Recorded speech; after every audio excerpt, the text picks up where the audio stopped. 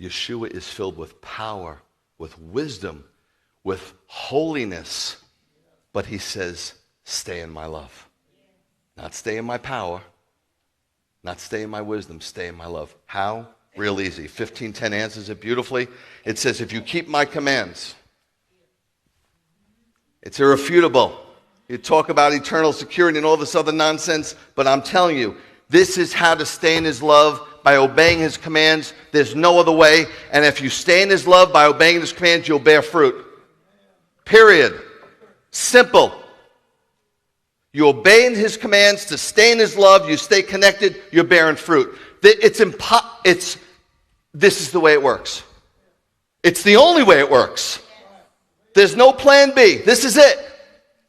You will stay in my love, just as I have kept. He's saying, I stayed in my Father's love by keeping his commands, and we're supposed to be like who?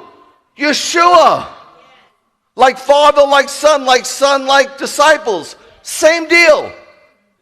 He came not just to die for our sins, but to give us an example of perfect sonship.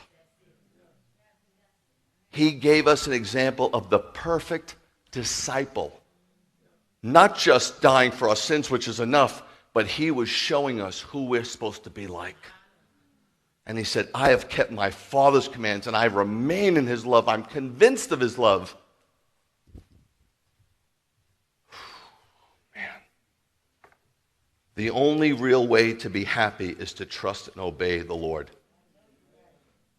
Yeshua was convinced that his Father loved him, and he was convinced because of his Father's love that everything his Father said was ways of pleasantness and ways of prosperity and ways of peace. He was so convinced of his Father's love, he even was willing to go to the cross.